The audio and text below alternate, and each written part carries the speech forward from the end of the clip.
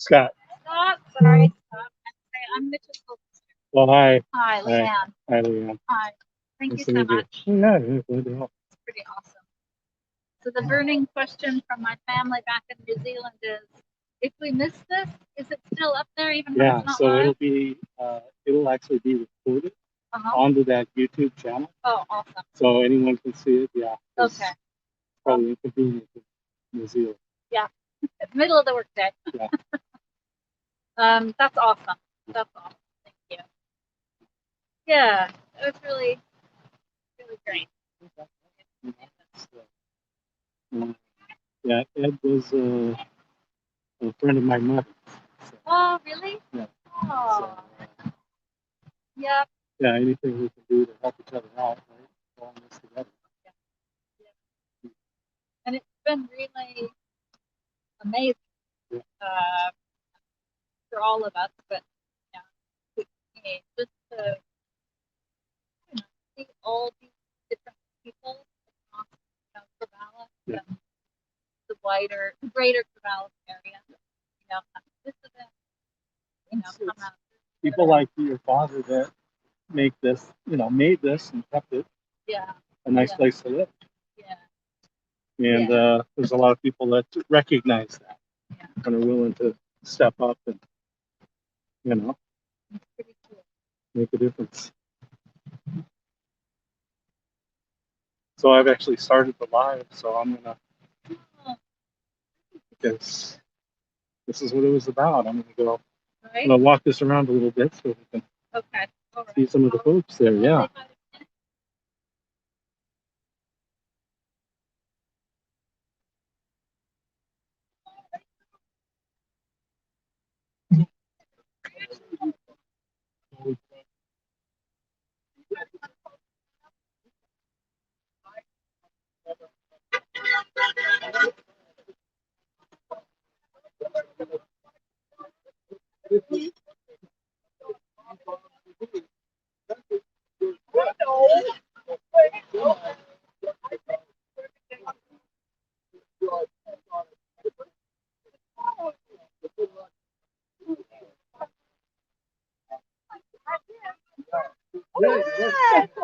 Oh, look at you guys in the bed. Oh my God.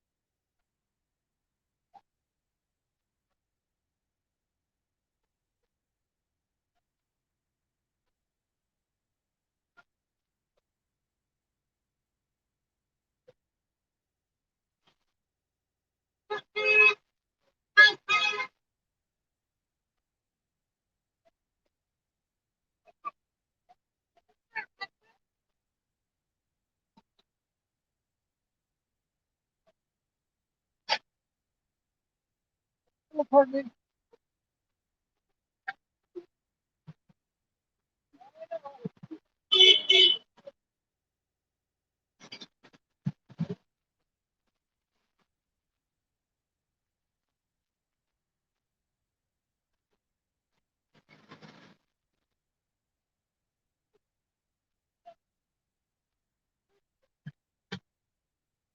Testing, testing, testing,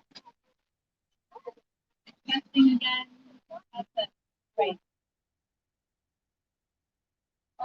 Maybe 3 inches.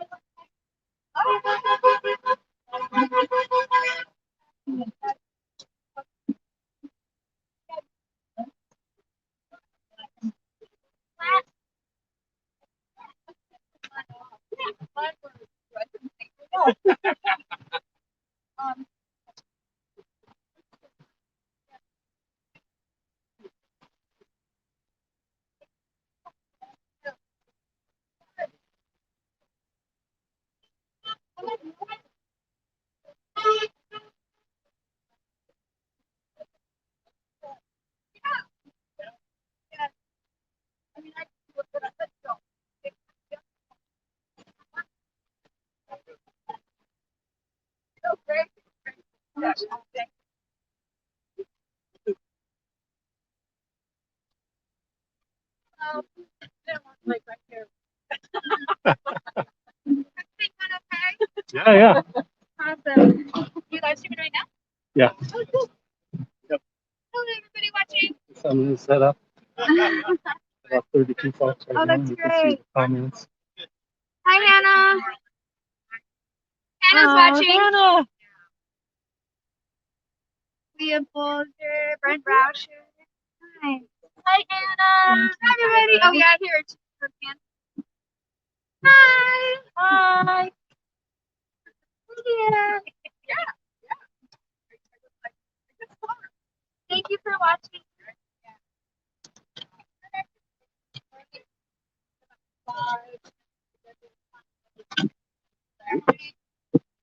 That's about 5 minutes.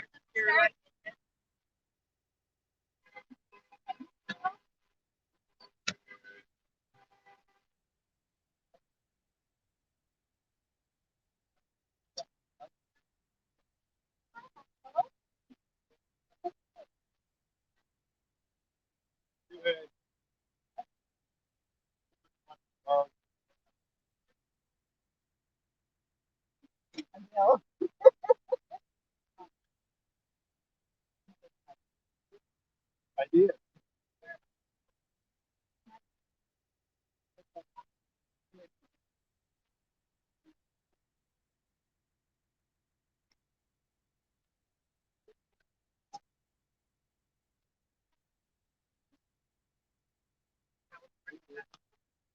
Yeah.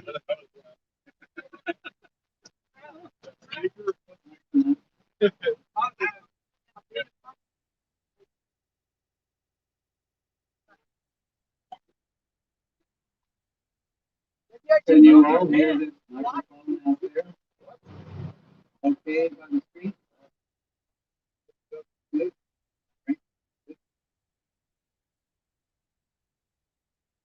About 4 or 5 minutes, we'll kind of gather around the front here when you can.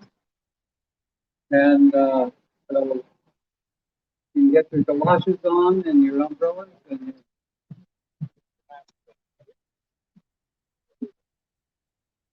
but you're on the stick. Just a reminder, please wear your social distancing. No, wear your masks and practice your social distancing if you can, 5 or 6 feet apart.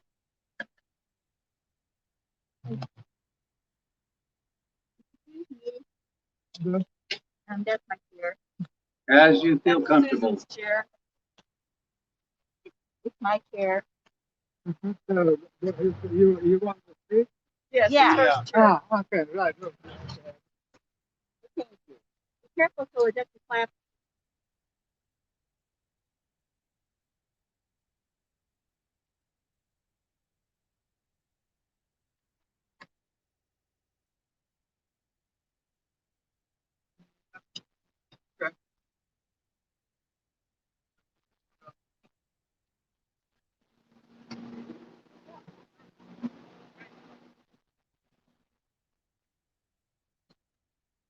Okay, we have about 10 minutes up here of announcements and about 10 minutes of my speaking.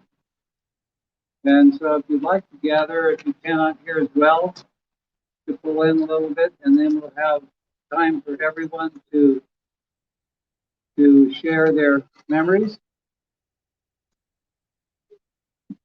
My name is Kent Vise, and I was asked by the family to practice the wonderful outline with you of a little history of Ed's growing up and being with us. And since 1972,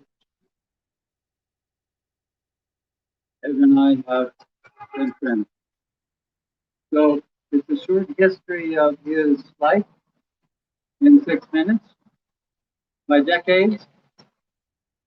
So first, and then after that, some memories and thoughts on the family members, from Mitchell, his son, from Leanne, his daughter, from Robin. Robin, thank you so much for all your organizing, in Mitchell and Leanne.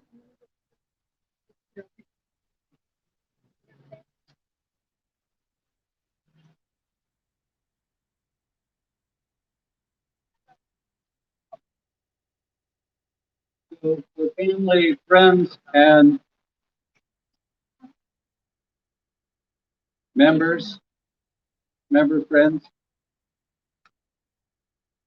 all of us are here in the spirit of life and love and peace.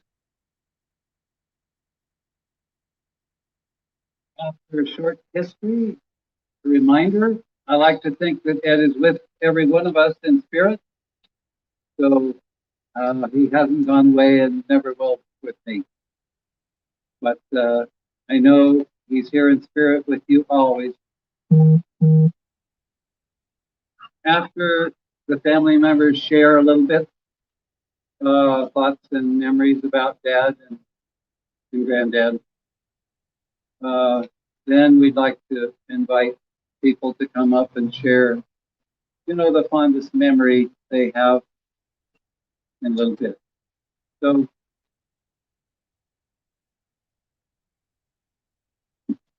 starting out with the wonderful outline that Mitch and Robin and Leanne provided for me, for you, and everyone.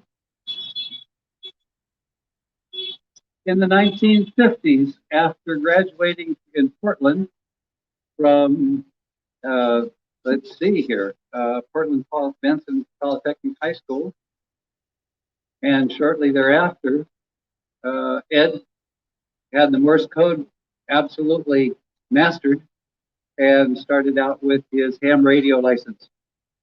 And he married Carol Epley, and in the Dalles, Oregon, and working with Pacific Bell Telephone as a technician, and also doing bridge maintenance work to save people going across bridges, and working with an Indian foster family and child.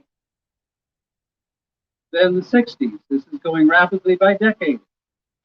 In the 60s, you will see what he purchased in that little beautiful 1961 Volkswagen bus, Yay!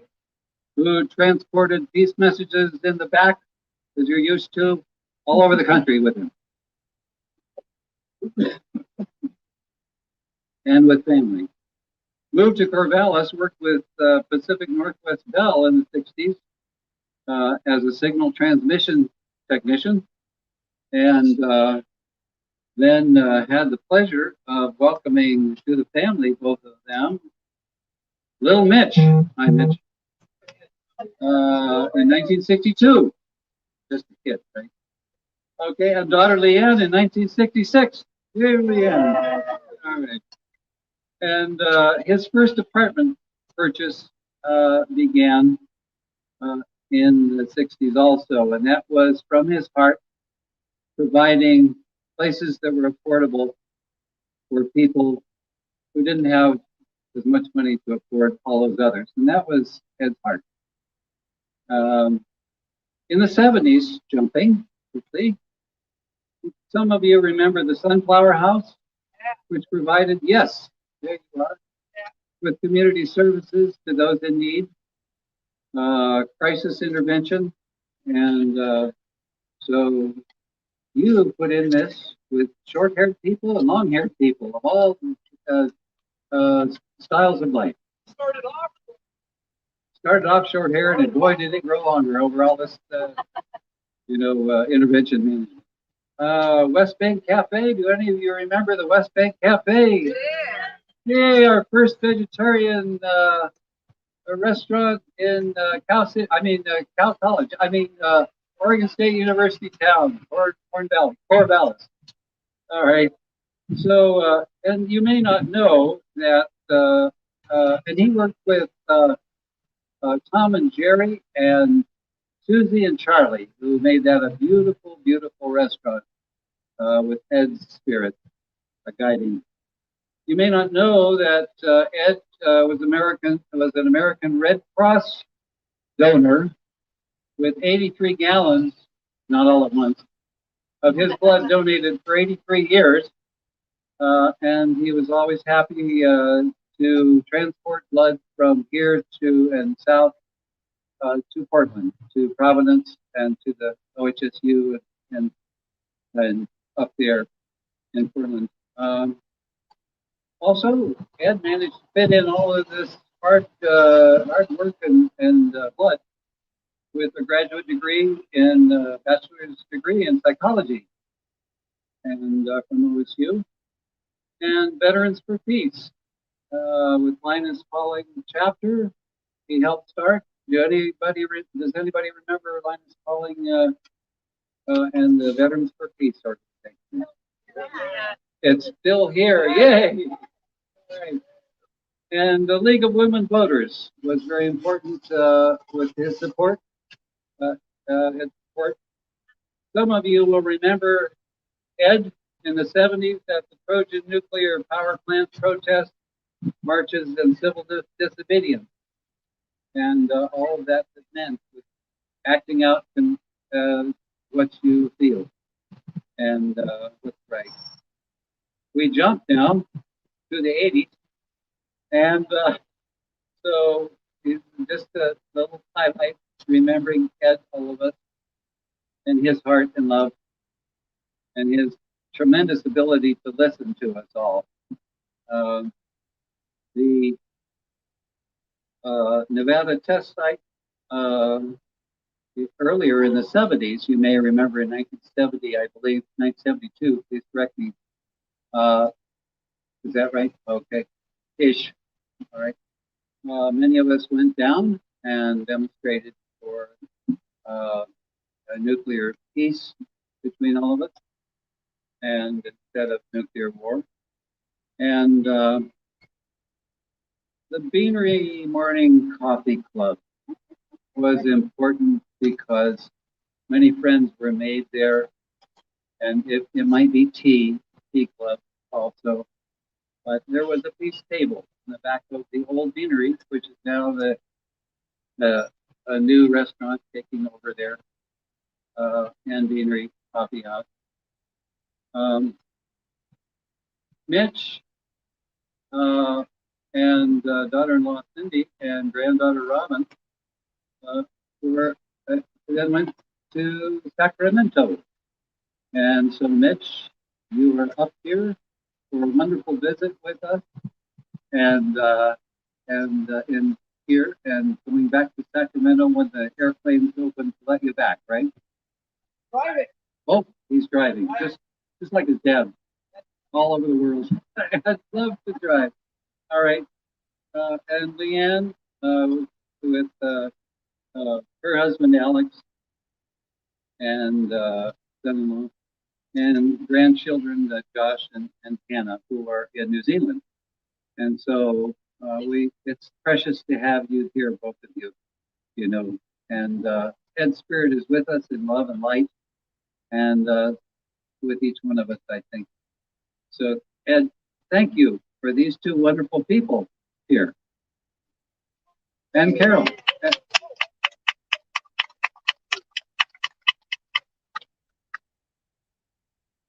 Ed was also a volunteer in the 80s for the Grace Center for Adult Services with older folks.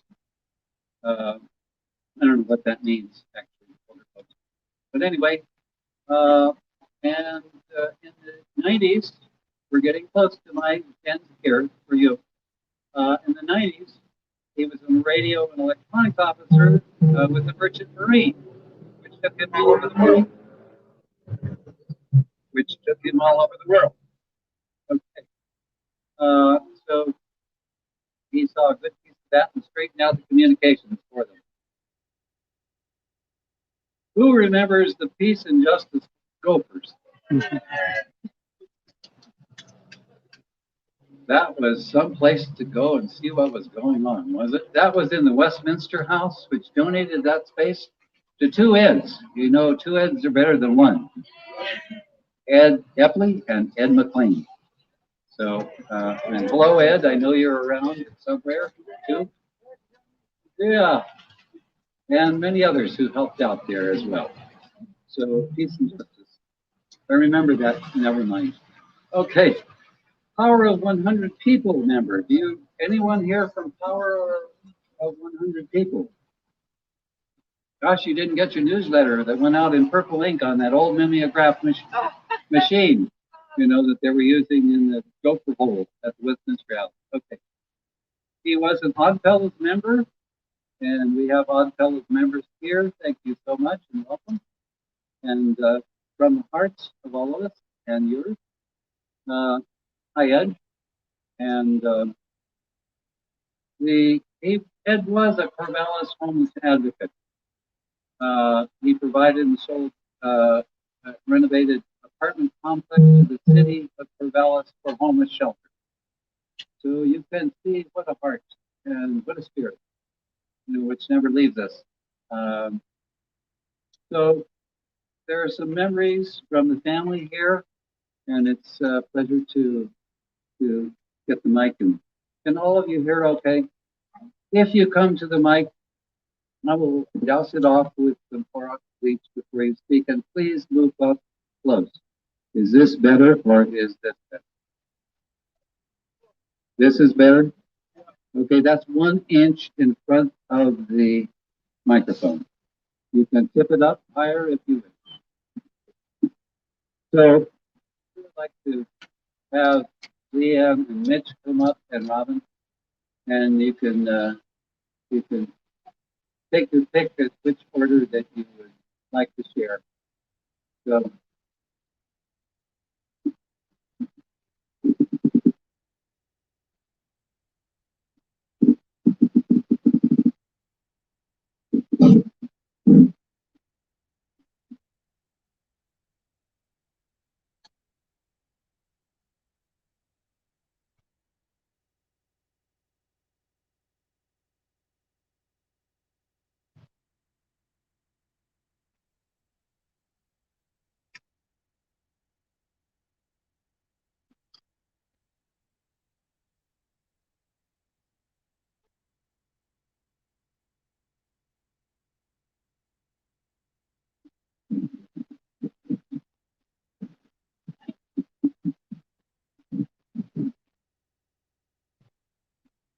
just to make sure you really want to listen.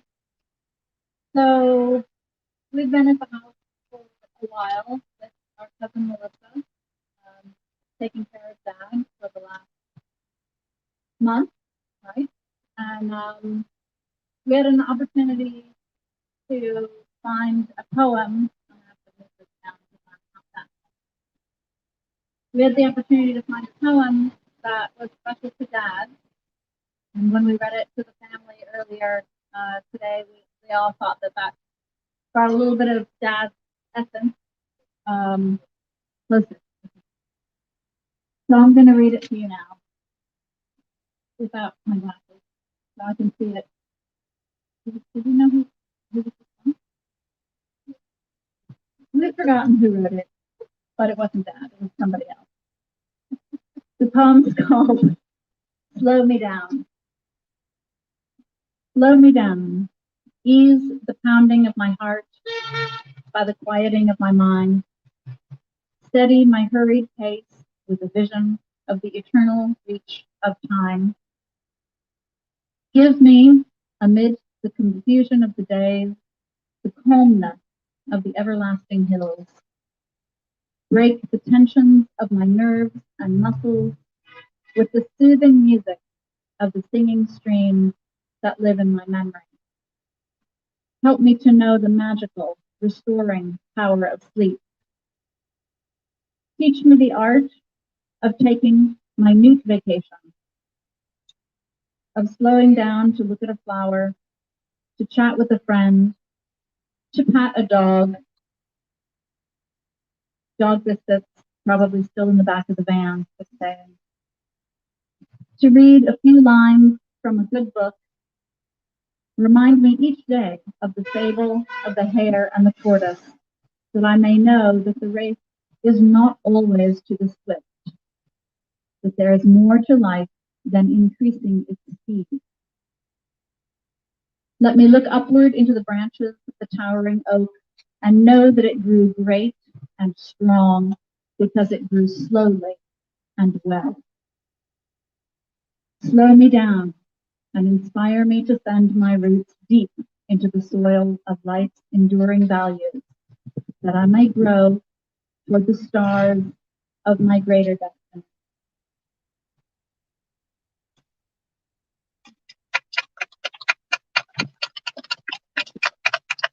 I'm sure God is sending his love right now.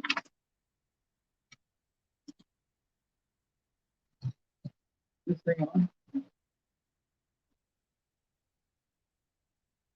Well, I got to read the poem last night, so I didn't get a chance to really think about it. Say, it's absolutely humbling to witness all of you here today. The drive-by earlier today pretty much broke me up in a tear. As I was driving the bus, which did not make it easy to drive the bus. I hope my insides, I am 6 months younger than that bus, and I really hope my insides look better than that. Very humbling. The man that my sister and I knew, the brother, the uncle, the grandfather, and the father, it's not the image you folks have of him is of one side of him that grew a lot after my sister and I had been raised. And it's humbling to watch the effect he has had on this community. And frankly, it's quite an inspiration for me to go back and get my button here, because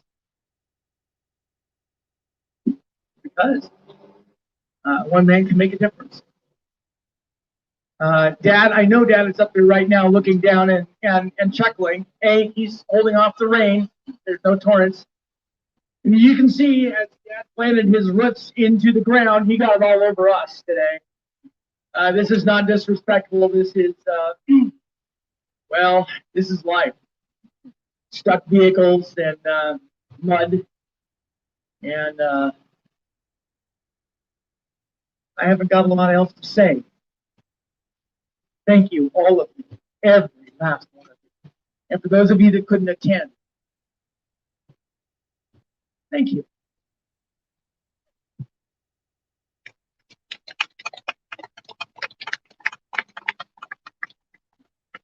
I'm not sure how to follow that other than to add on to it and say thank you for coming. I'm gonna choke up. It was good all day until just now. He was the best grandpa. He was fun and friendly and playful and had the coolest friends and the coolest life and the coolest car. And never failed to make his grandchildren feel so loved and so wanted. And everything he did, he told us that it was for us, to make the better world for us, for me and for Josh and for Hannah and for all the other kids in the world. And I'm not a kid anymore. And Grandpa's gone. So it's my turn. And it's all of your turns too. You carry on the vigil. You carry on the peace. You carry on the love and honor of Ed Epley. Thank you for being his friend. We love you. And he loved you.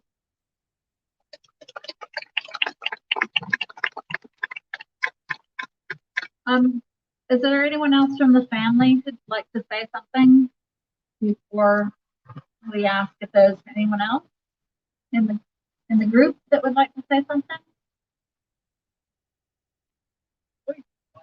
Mike, come on up.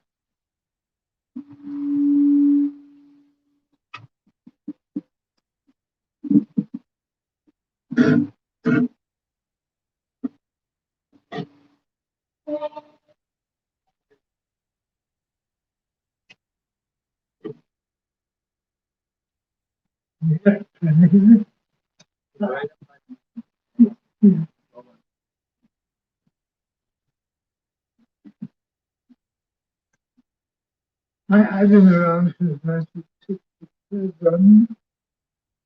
I didn't know Ed at the time. I did know the anti-war movement. We started an anti-war movement here when I first came and took a job and lost it. And there we are, there's my story. This is Cabarrus. It's got people who are committed, who stay committed, who manage to stay alive, and we love all of you. Thank you.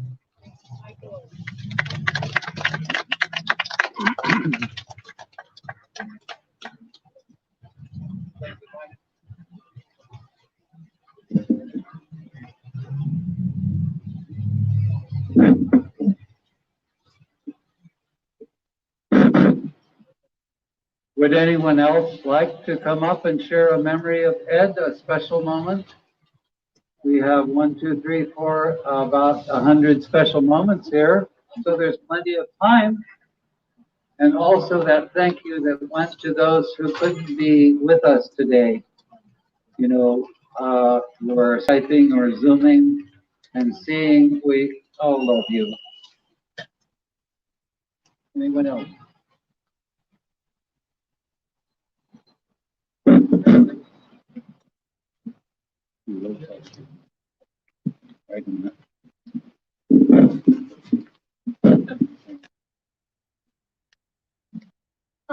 I'd just like to thank Ed for having come to speak to my class on Introduction to Climate Change and spread the word from his Val Turner experience. And it really, really inspired my students. And so I'm with the granddaughter of like, oh my gosh, it's our turn. We've all got to step up. And I'm so thankful that he stood up.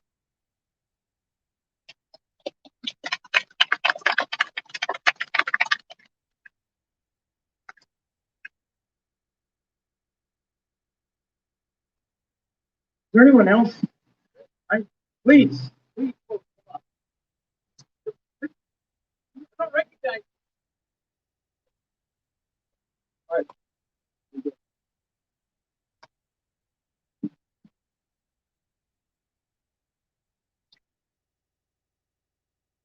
Hi, my name is Chris, and Ed, okay, close with you. Ed was a great friend. He was always easy to talk to. In that way, he was kind of like a kid.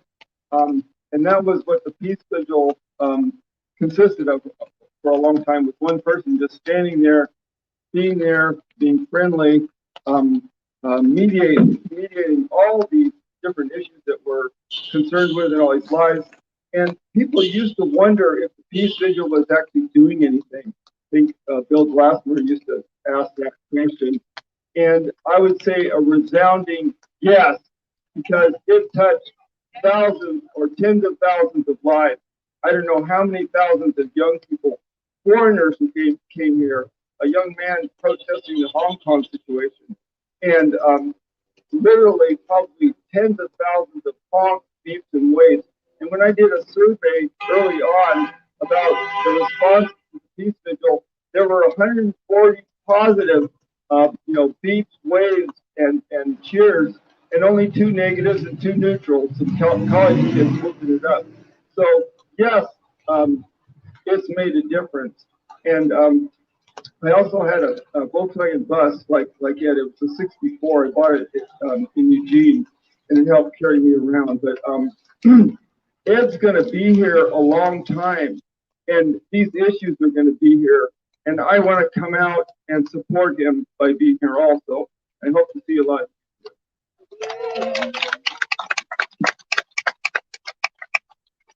So whoever would like to come next, just come forward. Okay. In the meantime, I just want to say there are so many signs in the back of the Volkswagen. Please take them with you. Keep bringing them back. I'm Peter Stoll, and a few years ago, I got acquainted with Ed, and we met at a coffee shop, just to kind of. Closer? Is this better? Okay. Peter Stoll, and we met at a coffee shop just to kind of get acquainted, have fun, and see what kinds of things we had in common. And I was interested in radio and electronics, and he apparently was too. I learned that his house was filled with all kinds of stuff that of electronic nature, and it was just stuff. And he was telling me about all this stuff, but a lot of it was from the '80s, and nobody would want this old stuff. I told him that he needed to start selling it. He mentioned that he had a radar, sort of a parabolic dish that he had, and it was to a hope to listen for extraterrestrial intelligent life. Now, this is a few years ago when people were actually looking for ET out there, listening by radio, and it just showed that he was such a Renaissance man, and he was curious about everything. He knew about electronics and radio, and so he was gathering together the pieces to listen and see if he could pick up a radio signal from, intelligent life out there. I thought that was just wonderful. I kind of wanted to see what he had.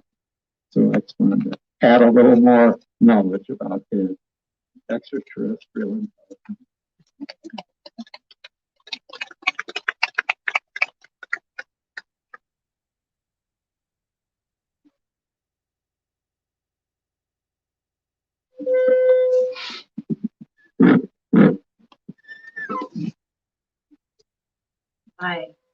I mainly wanted to say I cannot imagine for better without Ed Epley in it.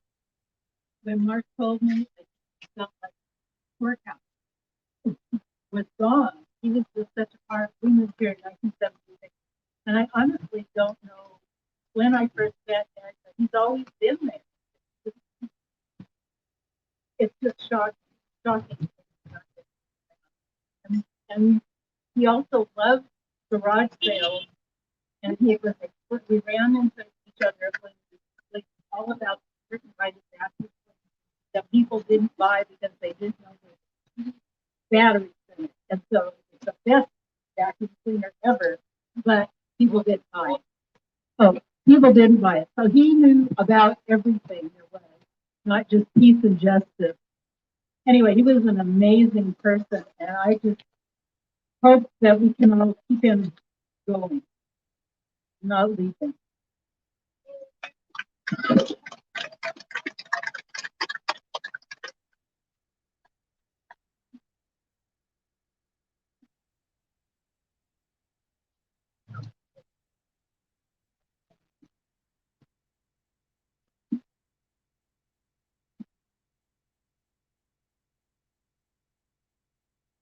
Hi, my name is Shannon, and in 1977, I met Ed when we were training to be on the bummer squad at Sunflower House. He said, "You really should go on and do some more of the social work stuff. It might be good for you." Well, I did, and well, maybe 6 years later, I was working with a homeless family, and they had no references. Nobody would give him a chance. Ed had some rentals, and before he knew it, I was calling him up regularly, and he was giving people that first step up that they needed by renting to them and recognizing there was some hope that people just needed that first chance. Fast forward, years go by. This last President's Day, I was down here with him, and we were remembering that 21-year-old hippie of me and back in the 77 days, and lamenting the fact that on President's Day, we had no president. And I had this poster that I'd made, which says, "When injustice becomes law, resistance becomes duty." There were like 5 of these posters. 4 of them went into that van for future glory that Ed would use them for. Anyway, I will miss him. If he is someone who we all had the honor to know, and his work and the work of this group at 5 o'clock every day goes on. And my heart goes out to the family and everyone, and he's gone too soon. But we'll see you up the road a bit, Ed.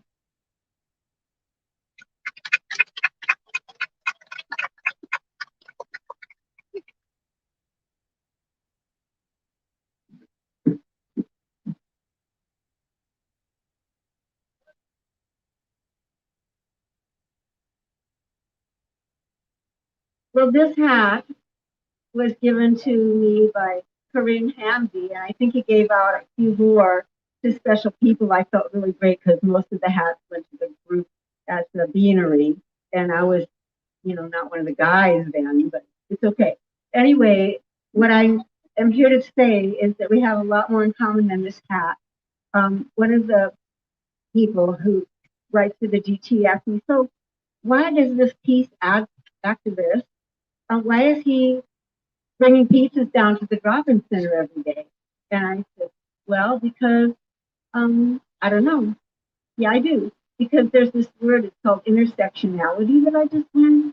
And it means that if you want justice, you have to look for all the other pieces that go to it. So peace is not going to happen without justice. And justice in all the different things that he did with the earth, worried about Hanford, worried about homelessness, certainly. All those, I guess, what is it, Venn diagrams, where they all intersect at one point. And Ed was a man who understood that just innately. He understood what was related, what we all have to do. So if you don't fit into one of those circles, I bet you fit into something that intersected. And we have a lot of work to do. Thank you.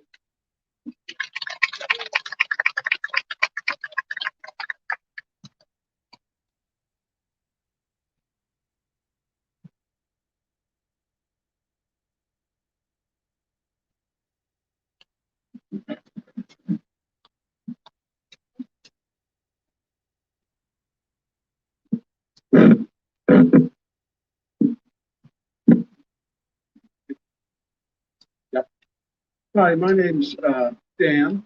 I met Ed about 20 years ago when he joined the local lodge of the Odd Fellows.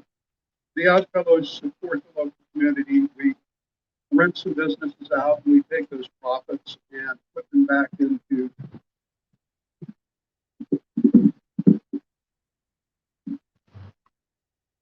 I don't think I'll start again. But anyway, Ed, as a member of the Odd Fellows, always brought a unique and valuable morality to evaluating everything we did. And the people he wanted us, the people he led us to help, were folks that were truly in need and people that Ed was dedicated to helping make their lives better. But we all know that about him. I mean, that's just the way he was. At the same time, though, Ed had a twinkle in his eye. Ed had a sense of humor that reached out to everyone. One instance about Ed, how Ed felt about people, he dealt with people, was one night he came to the lodge and he said he was quiet for a while, as he often was. And eventually you go, "Oh, how's it going, Ed?" And in response to that question, he started to tell me about a local sheriff's deputy that he had met and told me how pleasant the deputy was and how caring and helpful the deputy was. And after about 10 minutes of him complimenting the deputy and praising him, I finally said, "Well, Ed, how did you meet him? What brought this about?" And Ed's reply was, "Well, I rear-ended him in my bus." And the cop, yeah, but he was so nice. He felt so bad about giving me a ticket. And then he got that glint in his eye. He was a treasure.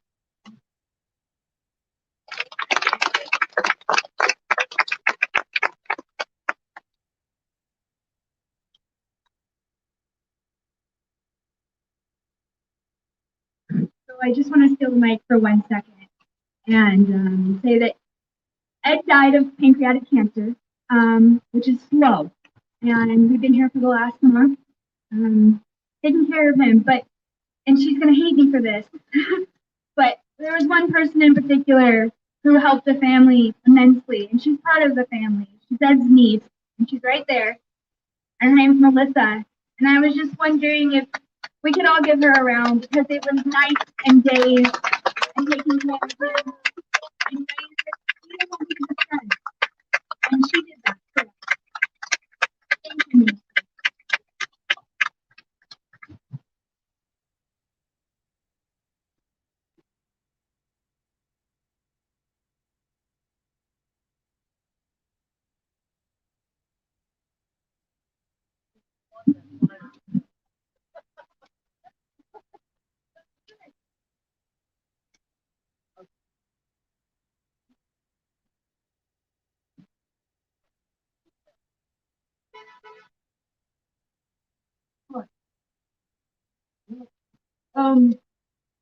I am so grateful as a graphic designer and a peace and environmental activist myself, that Ed gave us this format for us to put our heartfelt expressions into a graphic piece, and instead of it being lazy, so that we could say something on a plastic. And keep coming back in that there was a place to stand and do it. And in honor of Ed, I hope that we all stand with Ed by ourselves and grab a friend and talk about an issue that's bothering us and come up with, like me and Delbert, to thinking of what's the way that we're going to express what we're thinking about the news of some other part of the world that's having a very hard time, or even our hard time. And Ed was such a humanitarian that he had such a big heart thinking about all the different South American causes and the anti-nuclear and everything, the world peace. And I think it's such a beautiful thing to put your poetry out there and stand with Ed by yourself on the side of the road whenever you feel it and do a graphic piece and then photograph it and put it out into the world and even make a little caption and maybe it'll go a long way in social change for this new time when people don't know if anybody cares about what they feel about. Well, make it into art because art will transist. Art is a graphic piece that expresses it, and that will just jump across all the discussions and things, and you will change the world in honor of Ed. So I hope we keep doing that. And one more thing is, let's have a gallery art show of these posters in honor of Ed. And down there is this cafe, the morning breakfast cafe. Is that what it's called? I can't remember. But they have the gallery wall on the side, and they were very interested in this idea of filling it up with these posters. Yes, that's fun. That's fun. New Morning Bakery. And so I'm Louisa Hamachek of Earth Rising Farm, and I will start to coordinate an art show. If we want to bring our things back, maybe we can cover the whole wall with all of our posters that we've brought here or that we want to bring. Okay, let's stand with Ed with a good sign.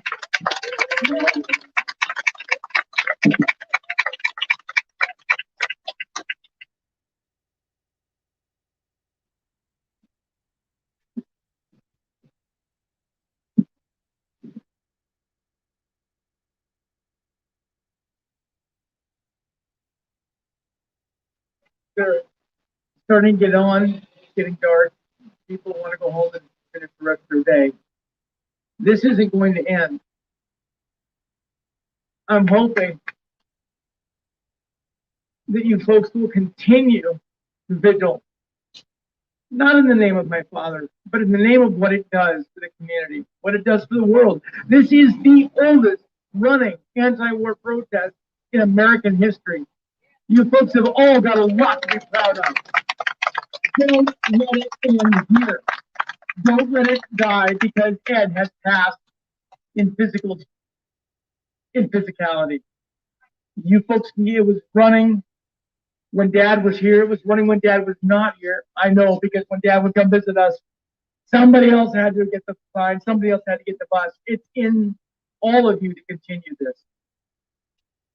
And when I get the bus fixed and I get it restored, the bus will live again and it will come down here and it will visit. I hope there's a vigil for it to come back to visit with.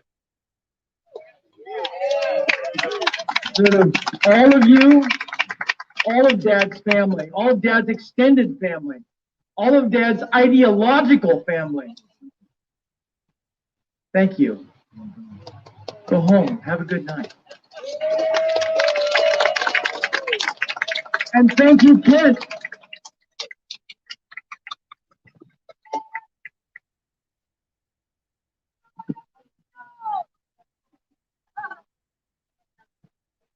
All of Dad's biscuits in the back of the van and try to be. We'll be here all week.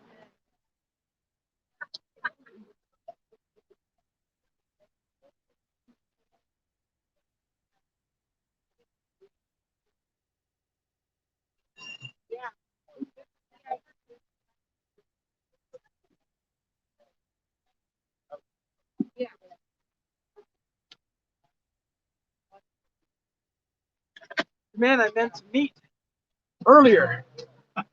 You were doing what needed to be done and setting up the bus. So very much. So yeah, it's good to see you. I have something for you, as a matter of fact.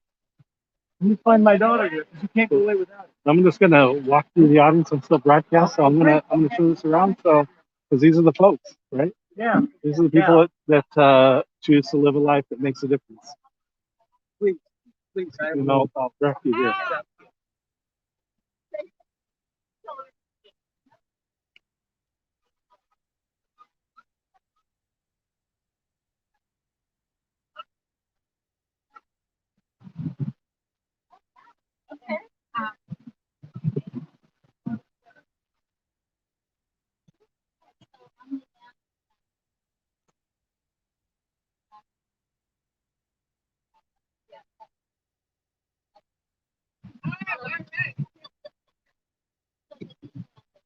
Pressman,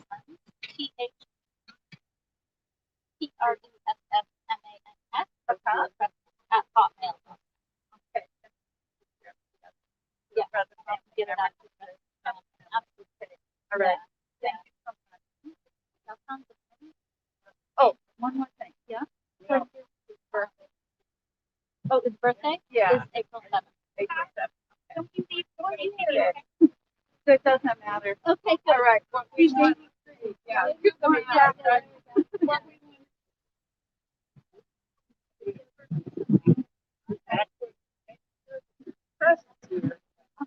And sign up for like